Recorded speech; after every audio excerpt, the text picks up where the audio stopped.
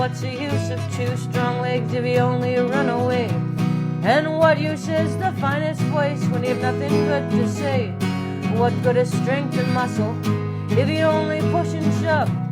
And what's the use of two good ears when you can't hear those you love? It's not just what you're born with, it's what you choose to bear. And it's not how big your share is, but how much you can share. And it's not the fights you dreamed of, but those you really fought. It's not what you've been given, it's what you do with what you've got. Yeah, it's not just what you're born with, it's what you choose to bear. And it's not how big your share is, but how much you can share. And it's not the fights you dreamed of, but those you really fought. It's not what you've been given, it's what you do with what you've got. Welcome back to Seeds of Revolution. Today we are speaking to a group of people in Kelowna who formed USCO, the Unhoused Solidarity Collective. And with me and with USCO are Erica, Tony, Samantha, and Blake. So thank you all for joining Seeds of Revolution. I really appreciate it. There's actually no Tony. It's just Erica, Sam, Samantha, and Blake. Erica, Samantha, and Blake. No Tony. Great. Well, thank you. Thank you for joining Seeds of Revolution. So maybe you could start by telling our listeners what is the Unhoused Solidarity Collective? Okanagan. Okanagan. What is the Yeah. Unhoused Solidarity Collective / Okanagan? Okay, I'll answer that one. It's we formed a group back in the spring of last year, 2024. It actually started as a social group, and we realized that there was goals that we had as unhoused individuals, and we had a lack of a voice in the community. A lot of people who are homeless don't have cell phones, aren't on social media, aren't actively involved in the way that they're seen in the media. Uh, it's awareness too is hard for some of us, Yeah, the awareness of what struggles are and things like that, and how to help us, uh, as opposed to just having people listen to other housed people about us. And it became our voice, I guess, collectively our voice, and that's what we created it for. Are all the members of the collective people who've experienced houselessness in the past or in the present? No, it's a kind of a mix of community members that support us. Anybody can sort of come to our meetings. It's open to the public as well. But and yeah, and we have varying numbers of unhoused people that are there from week to week. But it's just sort of an outlet for some people, and like us working together towards a common goal of having our own voice, and bringing our struggles and our reality to sort of the front line of the city, and giving ourselves a voice. And I know personally I have been speaking to the news a lot in the last few years to try and sort of fight for us to get like running water, or some other just issues. And I've been doing a lot of interviews with the news and stuff, like mainstream media, and I'm just noticing that they don't put out a lot of what the actual message is that I really want to say, or like very small amounts of what I say are actually going into these articles, and the articles aren't necessarily reflective of everything that I would like sort of projected. So this was sort of a better way of keeping like my story and our stories sort of ours and in our own words, and giving us an outlet to sort of express those things a little bit differently and in our own way. That's a great segue. What is the story of unhoused people in Kelowna in your own words? What message do you want to make sure gets out there, and what parts of the story do you want to make sure that people pay attention to? Don't forget that we're human beings too, because a lot of the way that people get treated, not everyone, but I would say a vast majority of unhoused folks is, everything is highly stigmatized. And, people can be quite cold hearted about things. You know what I mean? And I mean, like, The stereotypes are really rampant in the media and we're vilified a lot. usually due to the actions of a very select few people uh, from our community, really. You know what I mean? But it's a few bad apples spoils the bunch kind of situation, which I find personally very disheartening, because there are many intelligent, articulate, artistic, creative individuals Very who talented just people. happen to have fallen on hard times in whatever way that may have happened, through a car accident or loss of a job, or you know there's many different avenues that to which one can be find themselves in the same situation. And so to remember that, there other people in the society are also not terribly all that far off from being potentially where we are. So to remember our humanity, maybe attempt to have some type of compassion, and if people don't understand, then maybe at least be open to attempting to understand. You know what I mean? But that has to kind of go both ways between other folks in our collective community. Could you talk a little bit more about that? Because I think that's that one of the points you brought up is really critical, which is that for many people, being unhoused is a lot closer than they might imagine, and being in that situation, having that sort of tenuousness, that economic tenuousness, might strike a lot closer to home than most people imagine. And we were talking before the podcast started about that Venn diagram of unhoused people and people suffering from mental illness and addiction. And there's a lot of misconceptions around who is unhoused and why they're unhoused. And I was Mhm. just wondering if you could explore that a little bit more, because I don't think many people quite understand that being unhoused can happen to a whole lot of us for a whole lot of different reasons, which might have nothing to do with mental illness or substance abuse. Absolutely. I mean, you know, there was a study done. I can't remember exactly which school or who had done it, but it was done in the past several years. I know for a fact. I was reading about it, and a majority of unhoused people actually don't have drug problems before they are in the street. That is usually something that comes afterwards, because of the added stress of, okay, now you're in the street. Now you have all Coping. these other problems that you didn't have before, like how you gonna manage your personal belongings. You have nowhere to really store anything, so you have to bring your whole life with you everywhere you go. Now that's become cumbersome, you know, physically difficult. You can't sleep properly because, well, you're in the street now, and so depending on the weather and whatnot, Safety. Yeah. safety is a huge issue, especially for women. Safety is a huge issue for anybody, but I would say especially women. They can be targeted. Being stolen from, being harassed by the police or by law. You know, not being able to get a good quality of rest, and so your health on every level of your being begins to erode as you go through these things. If you didn't have mental health issues before, you're gonna have some now. And it's a very traumatic thing. Um, and the longer that you're out here, you almost get used to it, Hmm. and things that are very, very fucked up that happen, you're kind of just like, "Oh, They become oh run of the yeah, mill okay. almost That's now. just Yeah. another day at the office," which is like, that's messed up in and of itself to even have the ability to say that.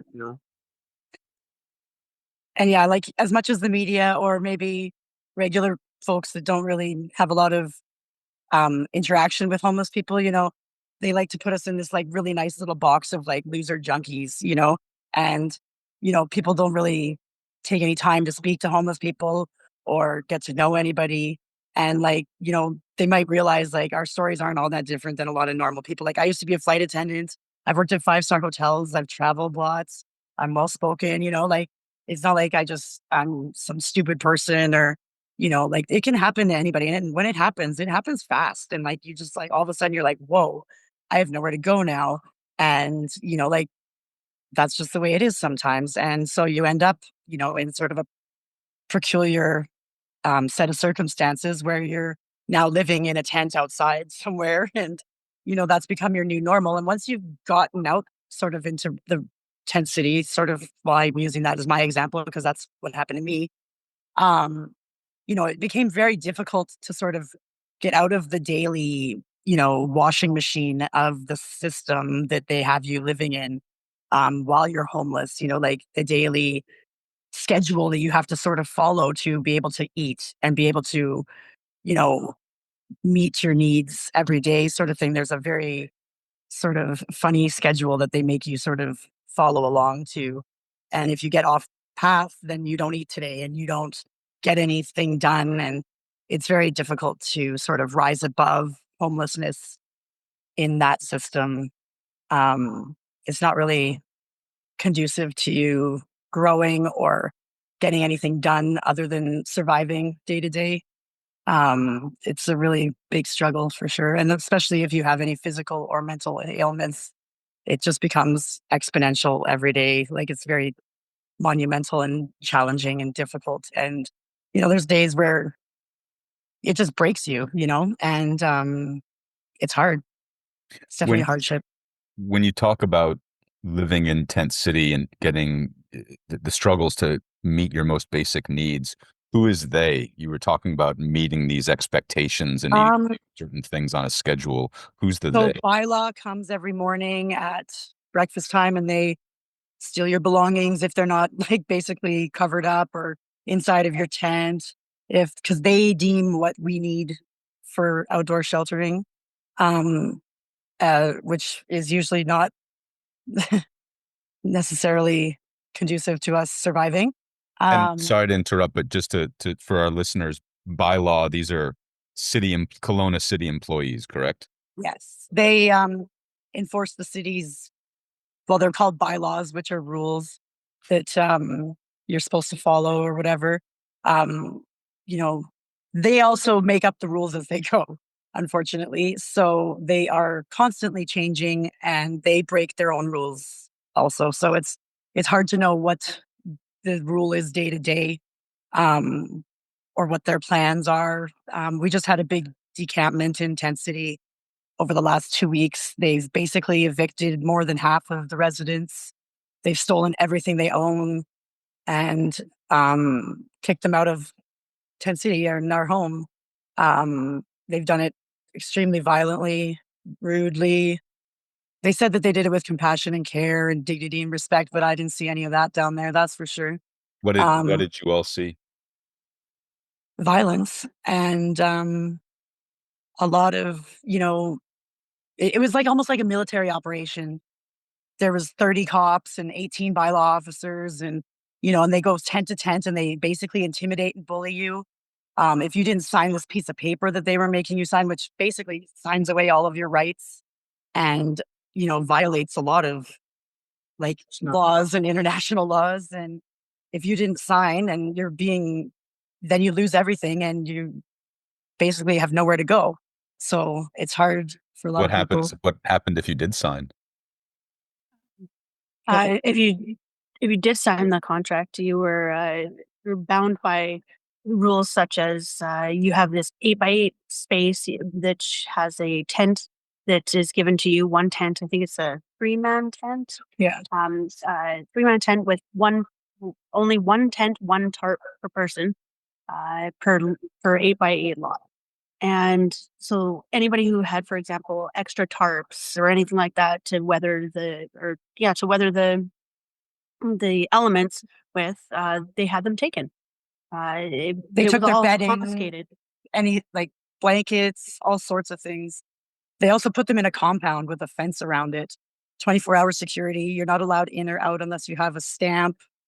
You're not allowed to speak to another tent even inside of their compound.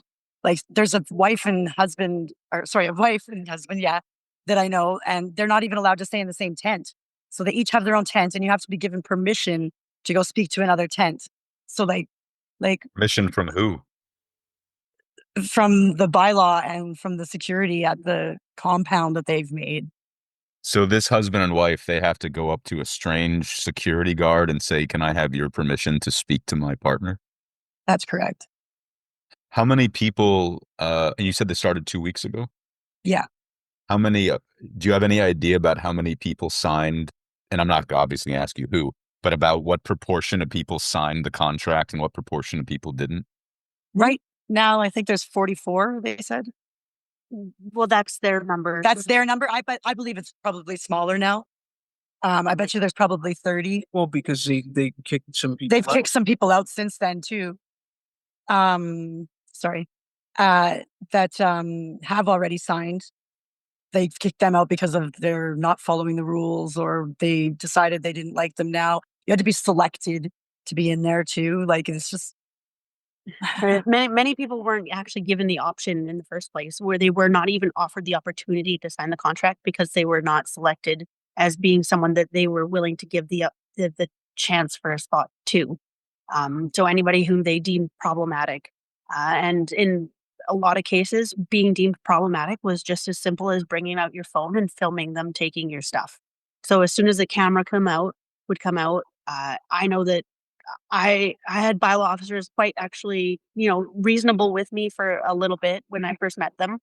And then as soon as I witnessed some of the things that they were doing to other people that they didn't like or that they deemed to be, a little bit messy, the way that they treated them, I started pulling out my phone, recording them. And as soon as they saw that there was a recording device, they were absolutely awful from then forward. We became problematic. we're enemies now. Yeah. Enemies. Yeah. One thing I would love to hear your opinion on. So I teach law, and one of the things I try to communicate to my students is that there is a tremendous gulf between how the law is written and how the law is enforced.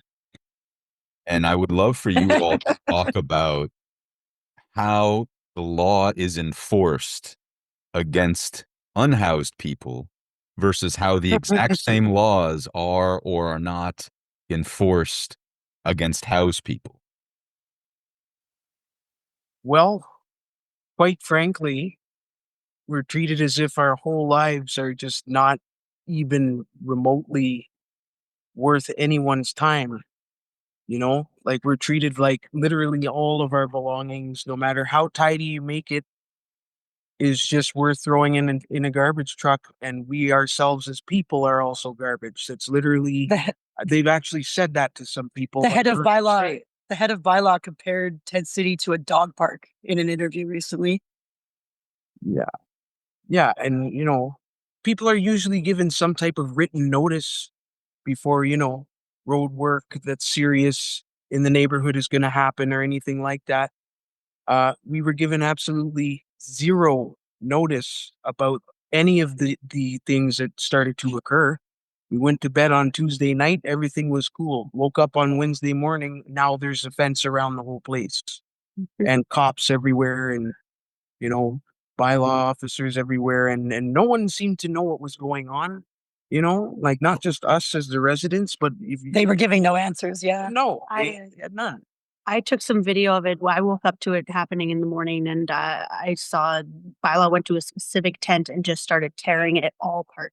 I videotaped them, and one of the head of Bylaw services, at least at Tent City, Danny Hogan, he he was explaining how the reason that they were doing it was because the man who was residing there was not allowed to be there. And I said, okay, so you've evicted him. And he said, no, he wasn't evicted. He's just not allowed to be here. And so they kept repeating themselves. And I was like, you mean evicted? And he goes, no, he's court ordered not to be here. So we were taking all of his stuff. And I said, okay, well, what's happening then? Are you doing this to everybody? And he said, no, this is just what we're doing because he's not supposed to be here. So they had the opportunity to give notice that people should be packing up or choosing which, selecting their belongings carefully so that they could keep some important things to them. Like, for example, people have photos of their family members and ashes, different things that are sentimental, things that you shouldn't be throwing away of somebody's.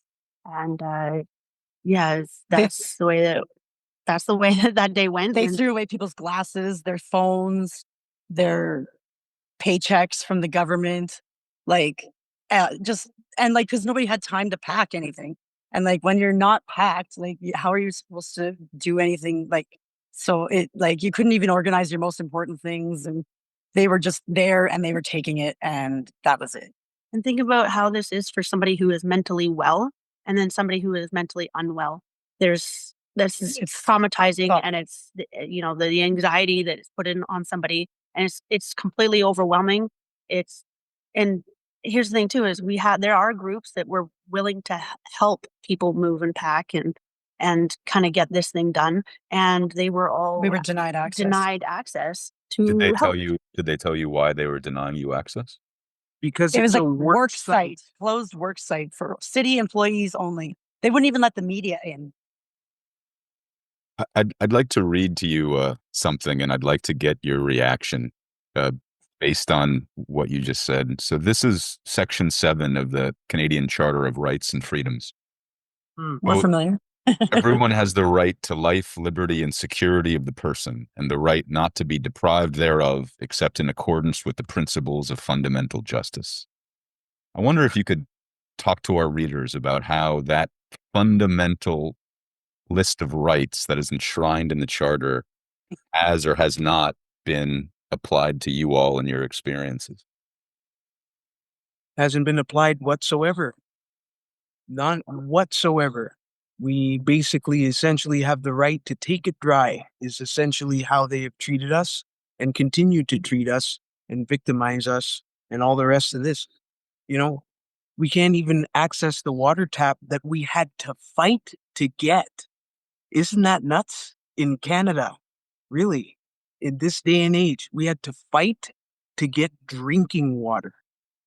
That's insane. And now we've been denied it again. Yeah, because only the people who sign the contract who live in the weird Compound. gated Yeah. complex, they gated in the water tap that was for everyone, and so now no one but those people can access that water. You know, like, are you kidding me? You know what I mean? Like, it's just wild to me. The anytime you try to bring up anything legal, especially anything to do with the Charter of Rights and Freedoms, they don't want to hear about it No. because they know that what they're doing is wrong. They know that. That's another reason why they refuse to have any media people. No one from the new. No, you can't come in. Oh, this is a work site. Is it really now? So where's everybody's hard hats, high vis vests, and steel toe boots, which are required by law on any actual work site? And they also do not have a permit for this apparent work site. I could go on and on about all the laws that are being broken and all the unjust things that are happening to many, many people.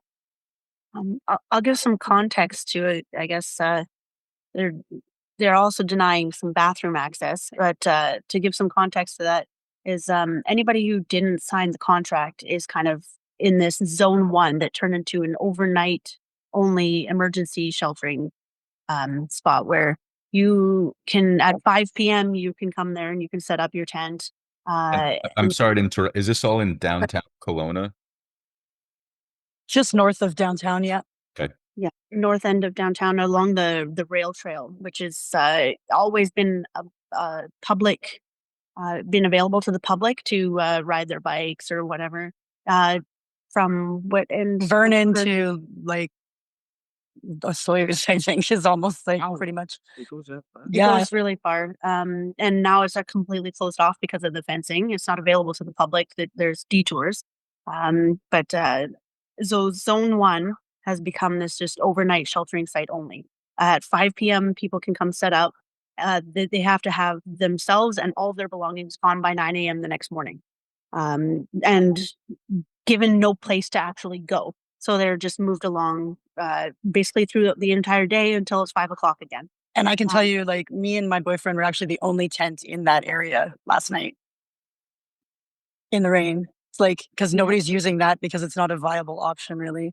And during that day is when they close up the sites, they don't allow for there's nowhere to go to the bathroom because they used to have they have portable toilets, but that's still available to the people who signed the contract. and during the hours of 5 p.m. to 9 a.m. But after that, when people are displaced to just go all over the city with their belongings and trying to figure out where to go, what to do, and how to just basically exist.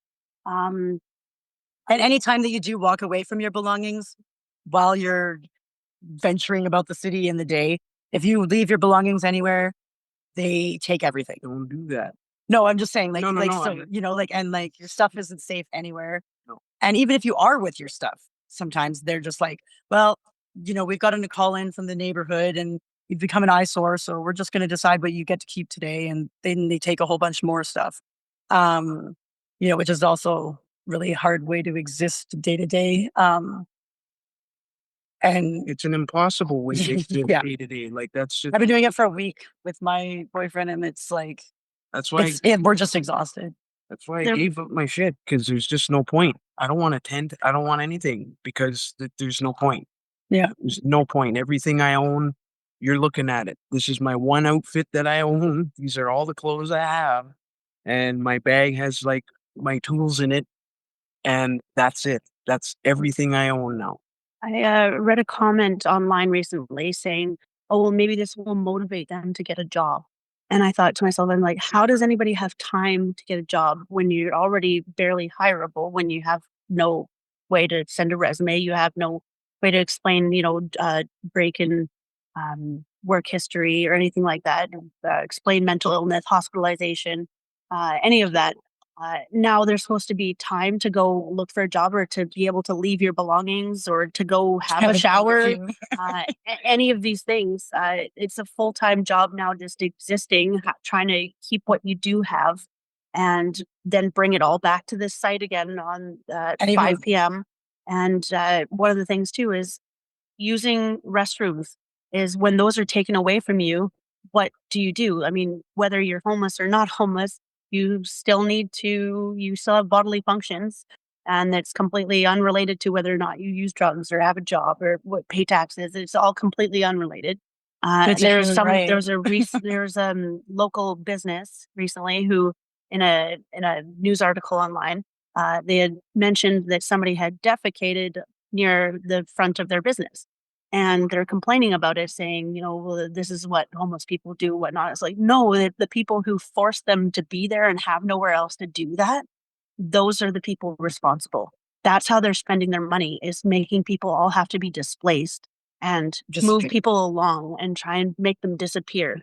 And that's not working. And that's spending so much extra money to do something that is not at all a solution. This all could have been done so much more humanely and so much more like in such a different way. There would have been a way better outcome for the city and for us.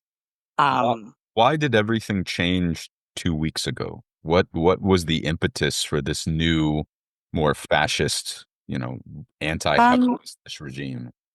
Every year we do have a spring cleanup sort of thing after the winter, which is a bigger clean generally. And I know we had sort of we did have a what do you call it, peaceful protest, sort of like a walk, and we did go to the bylaw office. A lot of people from USCO and some homeless people, and we just said to the bylaw that we wanted to speak to them. We wanted to have an open discussion and to discuss some things going forward, because we didn't like the way that things were going down there either, to a certain extent, and we wanted to work with the city and we wanted to work with them and, try and get it so that we could all be happy and meet somewhere in the middle. And they wouldn't give us a meeting. And then a month later they did this. So, that was part of their plan all along, maybe, but No, it definitely was. They said they had been planning this for months, but yeah, you know what I mean? Like with the police and all the rest of that, it's literally a clandestine operation. They were very sneaky about it. They were extreme, no one, we had no idea, none whatsoever, no notice whatsoever. That in and of itself is already against the law. You can't just come in and fence people in and start sweeping everybody like we're a bunch of dirt on the floor. Like, what is that? yeah. This. And that's, it was just so inhumane. What has been the reaction of people living in Kelowna to what y'all are going through? I mean, it's pretty varied actually. There's people that hate homeless people, right? They're like, oh yeah, good, let's get them out of here, and get their pitchforks ready. But there are a lot of people that are also pretty understanding, and they see like that's like nobody in our country should be treated like that, and nobody should be displaced even from a tent. Like there's that's not really any way to treat a human being, and we've sort of heard everything in between. I think. Um, I think because we've been very candid and very transparent on our end, and you know, just lighting it up basically with okay, with facts and like well, video footage. well, you can't argue And with actual video footage. You know yeah, what I mean? You can't argue with that. So, we wanted to have some hard evidence to back all the things that we're saying are happening to us and to our community. And most people are appalled from what I can see. correct. They had no idea that this was really like this. They thought we were exaggerating perhaps, and now they have seen for themselves firsthand the actual evidence as to how this is going How and we're that we're treated. not exaggerating and this is wrong. I wish people could see what hasn't been Oh, recorded. there's so much more. Like the only reason we started recording in the first place is because we were, you know, just blown away by what bylaw and officers would say and do to people, just because they're homeless and seen as lesser than, and their job was to basically, make Tent City look, look prettier or type, that type of thing.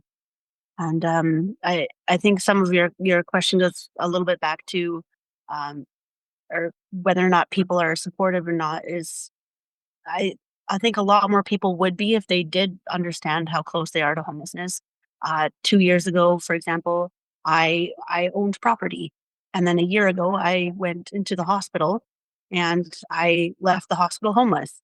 I went into a homeless shelter, and that's how I met people. 10 City, I was very close to 10 City, and I became friends with people. I met very, very good people at 10 City, and started to make it basically it became my lifestyle to be there. And that's, I met people who have, for example, can own 2 T-shirts to their name, and if you need one, they'll give one to you. They can own one T-shirt, and they're going to give it to you because the people with the least are the ones who give the most sometimes. And you wouldn't know it. And there's a lot of people that just haven't had or not the opportunity, sorry, the poor circumstances to actually,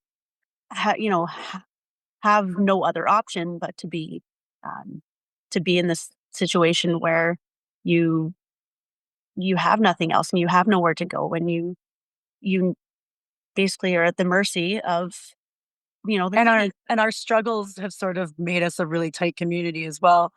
And I think we really sort of band together to keep each other safe and keep each other, our spirits up. And, like even through all the last 2 weeks, like I've seen people helping each other. I've seen people standing up for each other. I've seen people holding each other while they cry. And, while Bob Byla is like desecrating memorials for people's dead relatives and best friends. And, like people are trying to kill themselves a couple times I've seen personally. And like, like it's heartbreaking and it's real and it's happening. And, you know, like it's just I'm glad that we have a strong sense of community because without it, a lot of people, would have given up already. And, the fact that we are trying to like help each other and get through this, like, we're not even sure what the rest of the future holds right now. But, you know, I see on the corner, like when I'm driving down the street on my bike to come here to do this, like I see a pod of people here and a pod of people there. At least I know they're not alone. And I know that they're, you know, banding together in that sense, even, like, cause like I know that I saw one person sleeping alone on Sunday by my workplace, and the ambulance had to come and wake him up because he was almost half frozen to death out there and unresponsive. And like that's the reality of what this is doing to people. They're sitting in the rain with no tarps, no tent, no blankets, no food, by themselves, and fending for themselves. And that's just so unfortunate when we had a community and people were safe, and now they're not. And people are going to die because of it. I have a sort of a naive question, and I hope you I apologize in advance for That's being you know, I'd like to think that me and my friends and loved ones, when you talk about these bylaw officers coming and ripping people's, tents down and ripping their belongings to pieces and desecrating memorials, I would like to think that that's not something that me and my loved ones would do. That level of fascism is not something that I have in me. What do you see? Because I would assume these bylaws officers and probably these police officers, they're have families and they have kids and they're not vampires with blood dripping from their fangs. Like when you watch them do these inhuman, horrible things to your friends and loved ones, why? Like I understand the bylaws they're enforcing, but like on a human level, I guess my question is, it. how do these people bring themselves to abuse and victimize your community in the way that they are? Hard to answer, because you would think that that wouldn't be a kind of people that you would have in the world, right? And it's actually shocking. I've asked some of them. I'm like, how do you sleep at night? What do they Like, say? how do you tell your kids that you steal from the poor? And what's Like, their answer? What's their answer? oh, they don't answer. They're heartless I'm people, just as far as doing I'm my concerned. job. I'll be like, I'm just doing my job.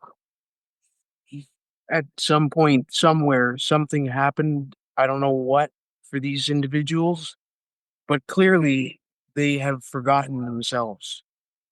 That is the only acceptable, not even acceptable, but that's the only Yeah. real world answer I could possibly ever hope to give. Yeah, they're heartless.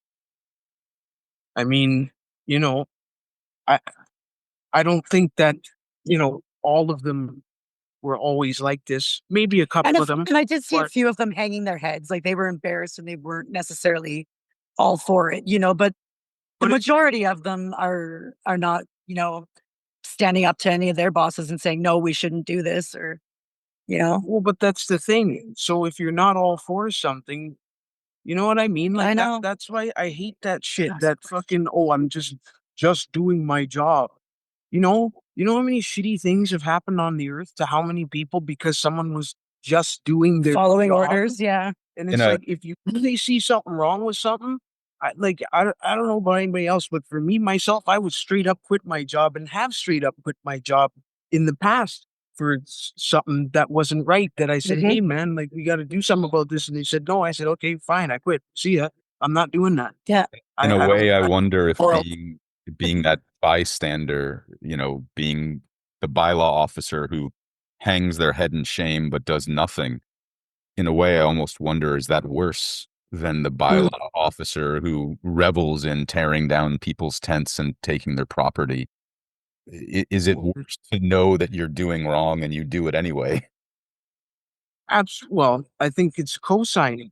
You're co-signing on that. You know what I mean? From the standpoint that, guilty by association. well, exactly. If you're not part of the solution, you're part of the problem. And if you're not even gonna open your mouth or try to say, hey, like maybe that was a little much or anything, then you're still signing off on the fact that you are People on are some being level treated. okay with what's going on. You know what I mean? Like that's I don't know. I think it's just as bad. It's disgusting. It's just another side of the same coin kind of deal. You know what I mean? It's hard to watch. Have has what you all been going through, has that led to any sort of, and I know solidarity is in the title of the collective, but has that led to more political discussions and political solidarity? Any discussions about not just what we are going to do in order to support unhoused people in Kelowna, but has that led to any larger discussions about, the politics of Canada as a capitalist state, a settler colonial state, and, the place of houselessness in this particular economic structure, and how we can maybe imagine different political and economic structures that would be more humane? Any of those sorts of discussions? I've been saying this for a very long time. That the houselessness issue is a direct byproduct of a capitalist consumerist society. You know, it doesn't function unless everybody has money. You got to Because people exchange gotta the shiny rocks, Oh, right? you got to constantly keep buying stuff. You know, that's the only way that capitalism is able to function and not begin to fall apart. You know, which is why societally there's such an emphasis from a very young age. It's drilled into our heads. Oh, you need money because you got to this, that, and the other, and Have you all gotta the fucking, things. you know what I mean? And oh yeah, no. So accept the job offer that you hate the job and you're miserable at work, but at least you're getting money, right? You know, everything for the sake of money. It doesn't make any sense. You know, like we're destroying the planet. You can't eat money. You can't replace oxygen with it. You certainly can't replace your loved ones with it, right? You know, like physical belongings, like what is that? Besides what you need for life, like, you need tools, you need a home, you need, things to cook with and things to eat and clothes to wear so you don't freeze to death or get arrested by the police for indecent exposure. You know what I mean? But other than that, you don't really need very much. It's a very simple life. And personally, I feel that nothing that is required for life should be out of reach for anybody, period. There's no reason anywhere in any universe for that to be that way. That's what a civilized society would be like to me. Civilization is not a destination, that's a verb. The act of becoming civilized. And this is highly uncivilized. We cannot even, we're nowhere near, we're not ready. Yeah, it's chaotic at best. You know? But Have there been that's, any discussions about how to turn or add to this movement a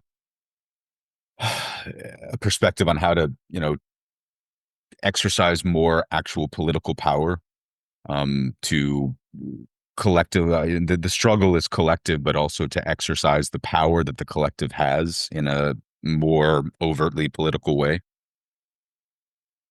I don't think we're there yet, just from the standpoint that to exercise that power, you you you have to get the numbers. Now we have the numbers in terms of physical people, but in terms of like a collective kind of mind melding understanding and meshing of There's still a lot of the different views. collective Yeah. community of Kelowna and greater thereabouts, that kind of takes time, but I'm beginning to see that starting to It's be gaining built here. momentum.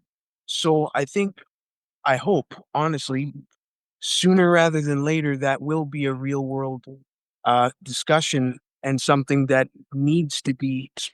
discussed. And we It's are never. we are planning some events, sort of like, you know, um, probably like a get together of people, like a rally, to sort of just talk to more people and, you know, even talk to people amongst ourselves too. And like now that we're scattered all over the city, it's even harder for us to sort of um, speak to each other all the time. When we were all in one central location, it was a little bit easier, and I'm sure that's part of their plan as well, is to scatter The us idea. and isolate people into pods and individuals where they're easier to pick off and easier to prey on.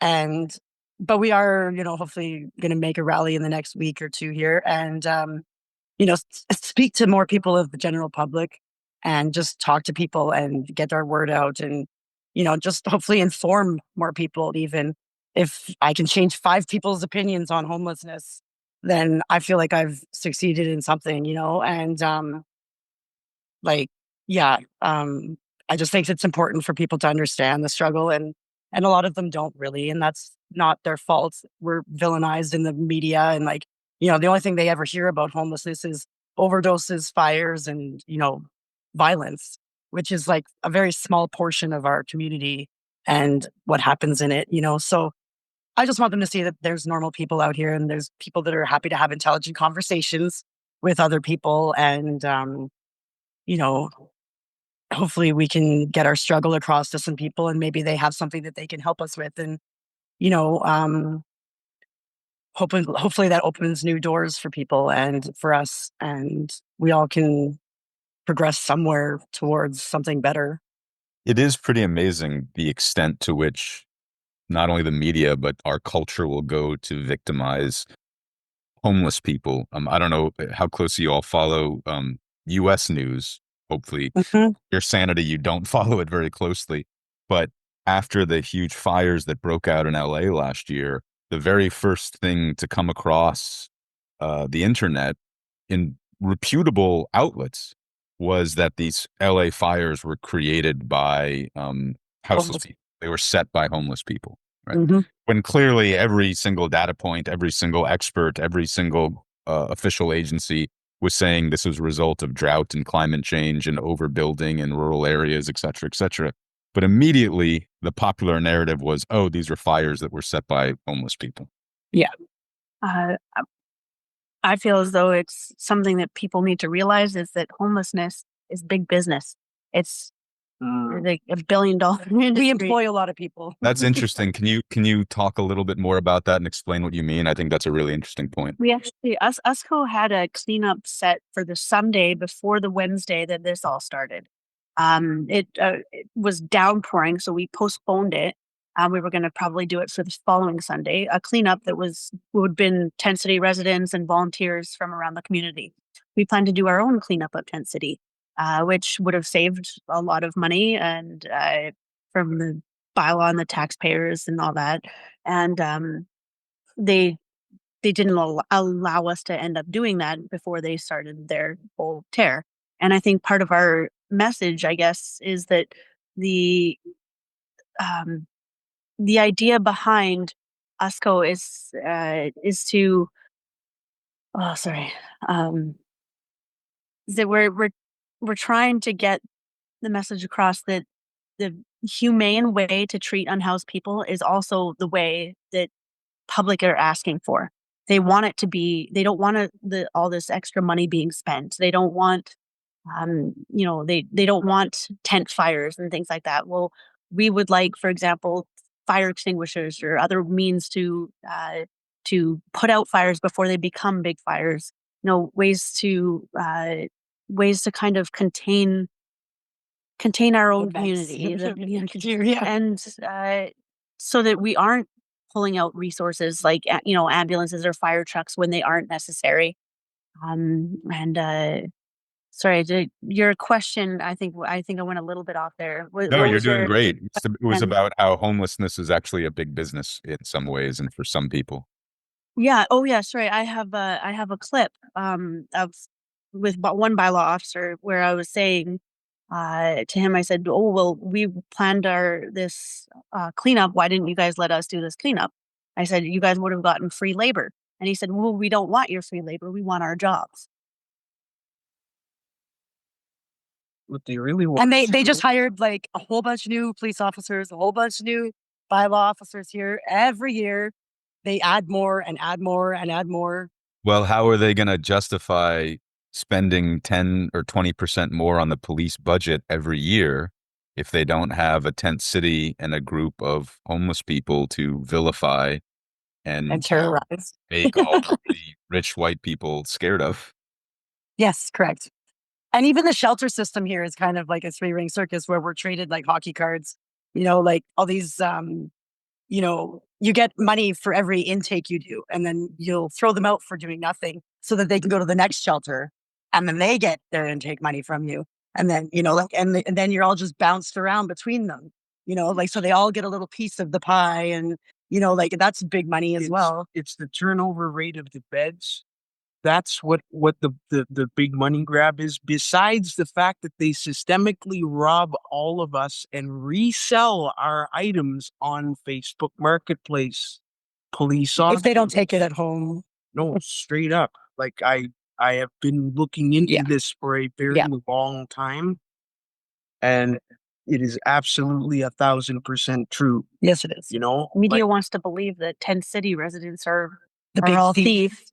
But there's that, what I think you said at the beginning, a few bad apples spoil the Spoils the lot. bunch kind of Yeah. situation, And it's the same with, say you're in traffic and you're pull up beside somebody in a sports car and they're doing double the speed limit and they're driving crazy and whatnot. And say your car insurance goes up because of the way that that guy drives. How happy are you about that? Do you want your life being affected by the way that that guy drives? Well, you don't.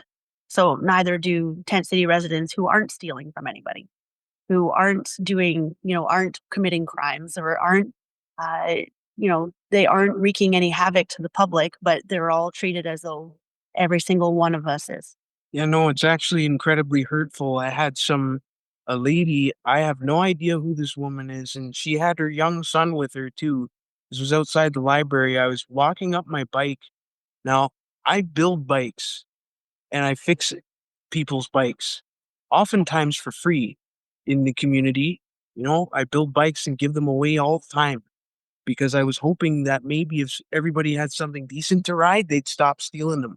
Because I hate it when people steal my stuff. I don't like that, right? And I don't buy anything that's hot because I don't want to perpetuate that cycle, right? So this lady sees me locking up my bike and said something to the effect of, "Oh, you go through the trouble to lock up your bike, yet you're running around stealing our bikes from us." And I said, "Pardon me? Like you don't even know me. I'm the last guy. I'm not gonna steal somebody's bike. I never have. And I've never stolen a would. bike. She's never stolen a bike, and he's never stolen a But bike. but especially in front of her young son like that, right? Like Ignorant. it's beyond ignorant. You know what I mean? Like now you're giving an example to this young boy about you know How to treat people. prejudice and judgment and who falls in what category and basically how to be ignorant to a person you don't even know. Mhm. And that actually really hurt my heart, man. You know? Last year, Right. I went and I spoke to a school, and I spoke to a bunch of students that were between the ages of 7 and 10 about being homeless. And like, I thought for sure there was going to be a bunch of backlash from parents and like, oh my God, you guys had a homeless person come in and talk to our kids. But I was actually really surprised that the kids had really good questions, and they wanted to know like where I get my shoes from and if I have friends and, if we play games after dinner. And, it was kind of interesting. And yeah, I was happy to sort of put some of those things to rest too with some of them. And I know like maybe meeting somebody that is homeless and talking to somebody like that will hopefully have an effect on them. And like I speak to the teacher still, and I'm going there next week actually because the kids have been asking all year where I am and how I'm doing, and they want me to come back and talk to them and stuff. So I feel like, you know, even if it's just one class of kids, like making that small difference in like a young person's life will hopefully make them different when they're older, or like they'll remember meeting that person that was normal and, that hopefully they treat people differently. And that's kind of like something I was really big on, like changing the stigma and stuff that surrounds us and talking to kids as part of that. Because like, yeah, there's a lot of parents that bring their kids down to Tent City and they say, well, if you don't listen to me, then you're going to end up like these people down here, and in a van down by the river, Right. basically. And I just I wish that people wouldn't do that with their kids and that, just because Well, we're down here, it's we didn't listen. dehumanizing. It Yeah, and it's like takes a away zoo your down very there sometimes, humanity. like you're on display and people come by and they film you and they yell at you and they, mistreat us. There's people that have driven their cars through the tents. They dragged one of our friends 150 feet down the path and he died, like because they don't like us, like it's no way to treat your fellow human beings on the planet. And, we're all just trying to do our best and all just trying to get through the day, right? I've I know you all have handed over a list of demands to city officials recently, maybe even a couple hours ago. I was hoping you could share those demands with us. I'd Yeah, sure. like to start while Tony gets these ready. That I think one of the main things about our demands is that instead of trying to end homelessness without people who are homeless weighing in on how to do that, is letting us be a part of the solution ourselves. And that was the whole thing. Yeah. Like we just wanted to Nothing keep without us, nothing about us without us, I think is the same. Also, I would just like to say I wouldn't call them demands by any stretch of the imagination, rather reasonable requests. I'm Sure. sorry. I Sure. can't let that go. I don't like. He doesn't like the word demand, because we're not demanding it. We're asking for it. Actually, quite nicely. I'll read the first one here, which is cease this operation, dismantle the militarized encampment, and remove the fences that entrap individuals. All residents must be allowed to return to Tent City for both daytime and nighttime shelter. Blake, you want to read the second one? No, because I can't read it. Okay, fine. I Okay. can't see it. Sorry, revoke the unconstitutional Good Neighbor Agreement and OS4 Occupant Rules and Code of Conduct, which represent cruel and unusual restrictions. Number 3 is transition to a peer-led model where Tent City residents themselves are empowered to govern the site and make decisions that directly impact their community. Tent City residents are not opposed to rules. In fact, they've repeatedly asked for the resources to keep their community safe, clean, and functional. The city must provide the necessary resources, including cleaning supplies, fire extinguishers, fire-safe heaters, showers, to support residents in meeting their own goals of safety, cleanliness, and self-sufficiency. As Tent City residents have stated, nothing about us without us.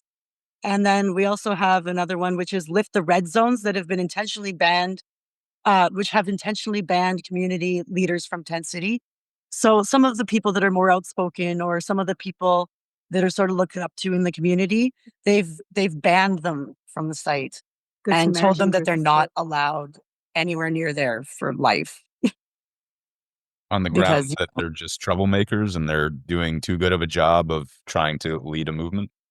Rock the boat. Not even them, like some of them aren't even leading the movement even. They're just, like people that are friends with everybody, or that, get along with most people and like know what their rights are, and so yeah. I want to point out that, when we were talking about the unreasonable rules that were in that contract that people were kind of coerced to sign, one of them was that you can't have any open flame or, heaters of any kind, basically, or cooking materials. You also asked a question at one point, how do bylaws treat the unhoused differently from the housed?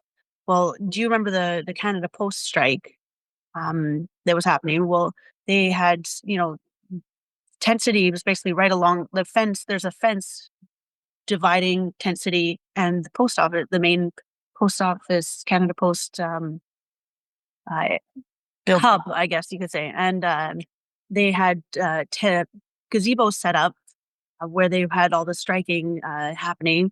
And they actually at night had fire pits going.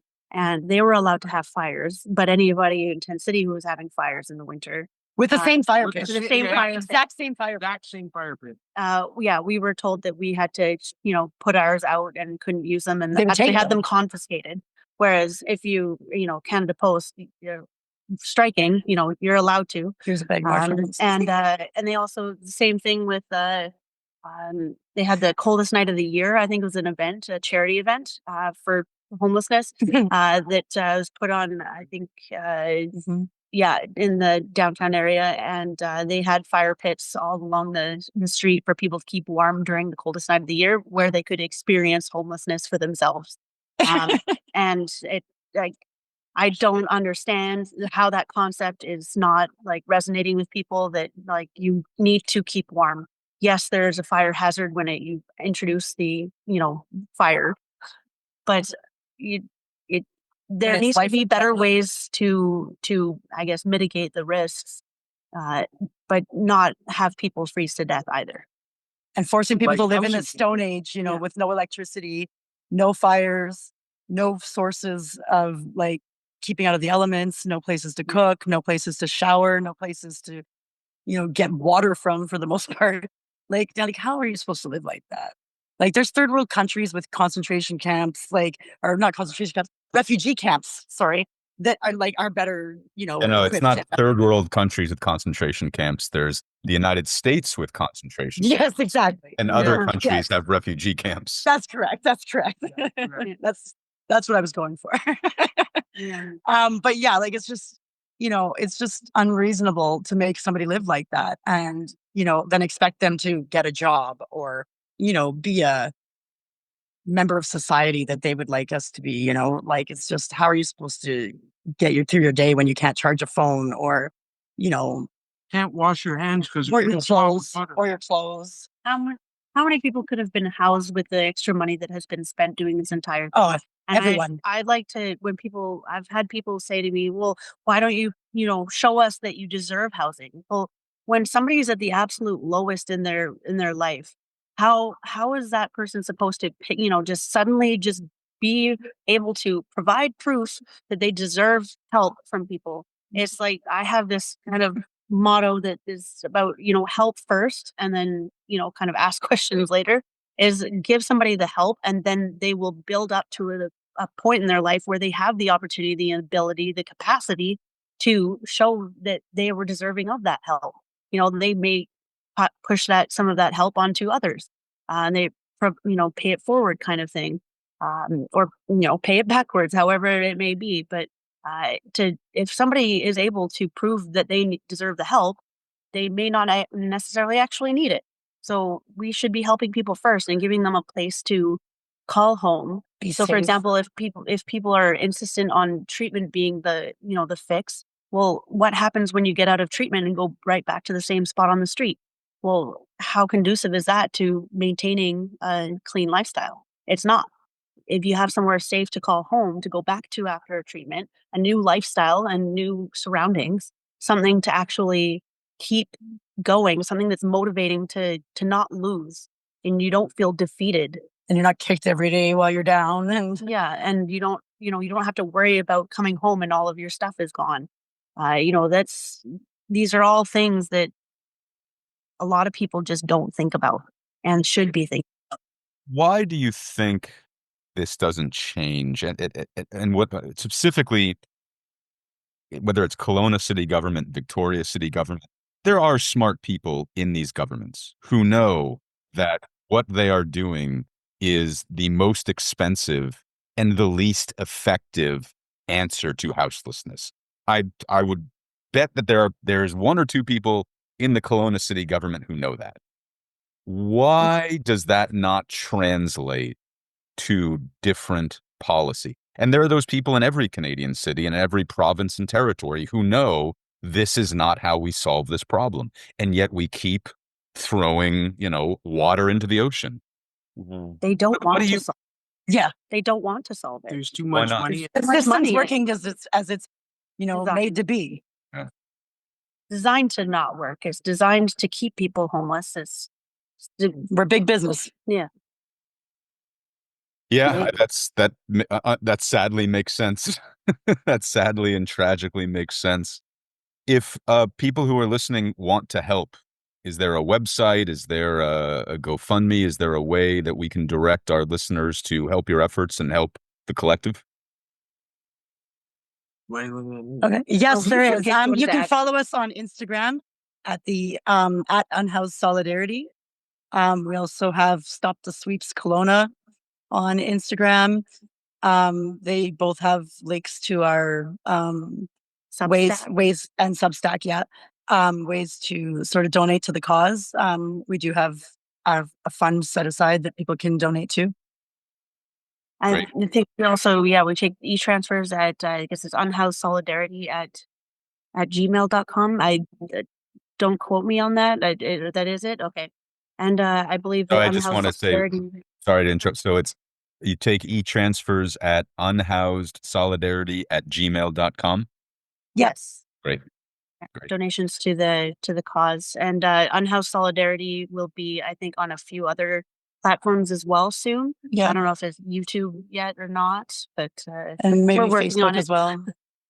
We're working on a lot of things right now. And but yeah, the money is going towards feeding people and towards, making sure they have roofs over their heads and blankets around them and, water resources that are, essential to life, sort of thing. I know a lot of our community members that are part of our group have been working tirelessly and driving around all corners of the city looking for people to make sure that they're okay. And, most of the things that they've been giving out are just out of the kindness of their hearts and whatever they can afford. So yeah, if anybody can help, that's always going to be awesome. You can also help with non-monetary contributions, such as sharing your voice. You see something that's wrong, speak on it, you know, in solidarity. Yeah, inform We yourselves, really need that. check out our Instagram pages, and there's a lot of real videos from the last few weeks, especially of some of the things that are going on down there and happening. And they're pretty real. And, like if you don't know what it's like or you think, maybe check those out and see what it's really like. Great. Well, Erica and Blake and Samantha, I can't thank you enough for taking the time and the energy to share with us your story. And hopefully we've contributed a little bit more to increasing visibility and thereby increasing solidarity with this really, really noble struggle. So I just want to personally thank you. And from the podcast, thank you for taking the time to speak with us today. Thank you. We appreciate you giving us Thank the you time. very much for having us. If Jesus Christ came back today like you threatened he will, which poor group of people do you think that he would kill? And who would Jesus choose to starve if you gave him the chance? And if there was a genocide, would he take a neutral stance? Who would Jesus bomb? Tell me, who would Jesus bomb? Would it be kids in Palestine, or how about Vietnam? Would Jesus bomb the atheists, the Muslims, or the Jews? I want you to ask yourself, well, what would Jesus do? I want you to ask yourself, well, what would Jesus do? Would he say it's complicated and there's sinners on both sides? Or would he say that some people, they just deserve to die? If Jesus Christ rose from the dead and on a sidewalk slept, would you extend your hand to him or just watch where you stepped? Who would Jesus bomb? Tell me, who would Jesus bomb? Would it be kids in Palestine, or how about Vietnam? Would Jesus bomb the atheists, the Muslims, or the Jews? I want you to ask yourself, well, what would Jesus do? I want you to ask yourself, well, what would Jesus do? Would Jesus hate the gay folk, the queer folk, or the trans? Would he suggest they end their lives according to God's plans? Would Jesus tell a homeless man to get a fucking job, or turn his back on the poor? Would Jesus be a snob? Who would Jesus bomb? Tell me, who would Jesus bomb? Would it be kids in Palestine, or how about Vietnam? Would Jesus bomb the atheists, the Muslims, or the Jews? I want you to ask yourself, well, what would Jesus do? I want you to ask yourself, well, what would Jesus do? Would Jesus build a border wall? Would Jesus drive a tank? Would Jesus be a landlord? Would Jesus run a bank? Would Jesus Christ feel safe in his skin if he came to your town? And would you still believe in him if you found out he was brown? Who would Jesus bomb? Tell me, who would Jesus bomb? Would it be kids in Palestine, or how about Vietnam? Would Jesus bomb the atheists, the Muslims, or the Jews? I want you to ask yourself, well, what would Jesus do? I want you to ask yourself, well, what would Jesus do? Yeah, who would Jesus bomb? Tell me, who would Jesus bomb? Would